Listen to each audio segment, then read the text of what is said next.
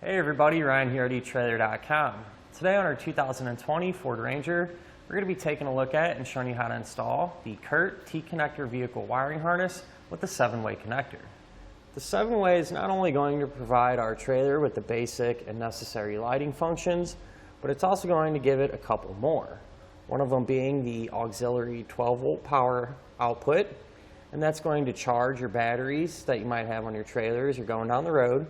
And it's also going to put out an electric brake signal. That way, if you have a brake controller, you can apply the trailer brakes and bring you to a safe and predictable stop. And if you are getting this to be able to use a brake controller, the one that I really like is called the Curt Echo.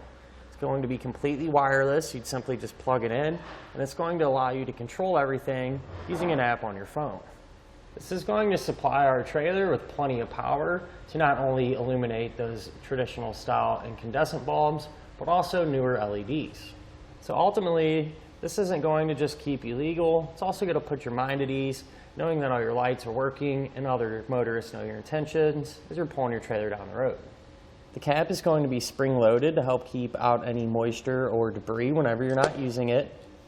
It's also going to have a little catch here, which will really help hold your plug in place, preventing it from getting accidentally pulled out. Now, I do recommend from time to time, even though this is spring-loaded, to put some dielectric grease on the terminals inside just to help keep them in good shape. Now, the kit does not come included with any brackets, but if you're looking to mount it up like this, or even in a different way, there's plenty of different types available here at eTrailer.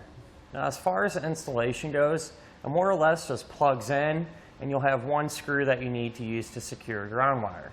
It shouldn't take you hardly any time at all. I have no problem doing it at home. Speaking of which, let's go ahead and do that together now. To begin our installation, we're going to be here at the back of the truck, and we're going to be working on the driver's side frame rail.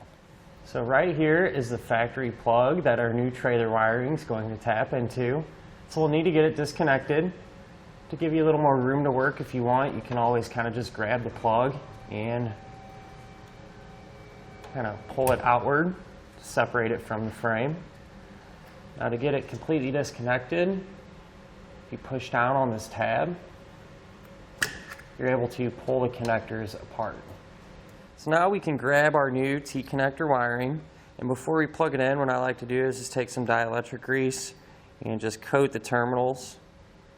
That'll just help keep them protected from any corrosion or anything like that. So once we get a layer of this grease on the terminals, then we can move up and get it plugged in. So each end is going to match up. Line them up and get them plugged in together.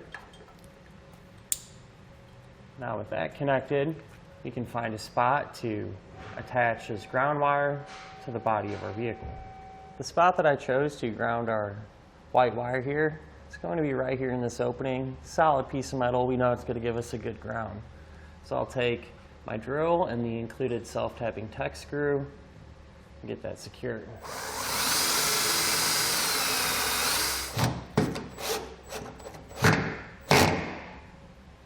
Now we can grab the other end of our wiring and get it ran over to where we want to mount up our 7-way plug.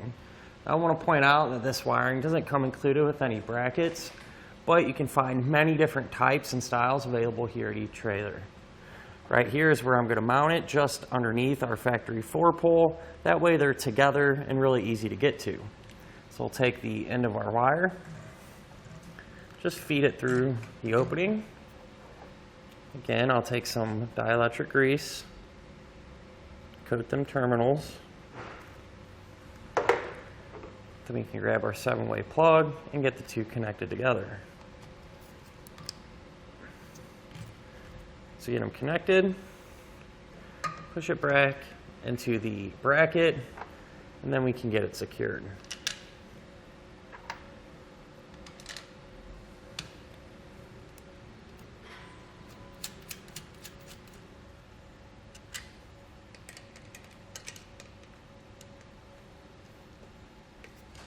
So I went ahead and just secured our extra wiring, and this is what it looks like.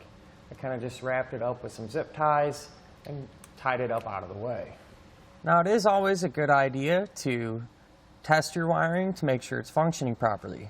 So we'll go ahead and do that now. We'll use our left turn, our right turn, our brakes, our running lights, and our backup lights. Now the final one that you could check is your brake controller output. So you'd simply hit your brake controller manual override and see if you're getting power. Now since our truck doesn't have a brake controller, we're not going to be able to check that, but if yours does, that's what you would do. And that'll finish up our look at and our installation of the Curt T connector vehicle wiring harness with the 7-way connector on our 2020 Ford Ranger.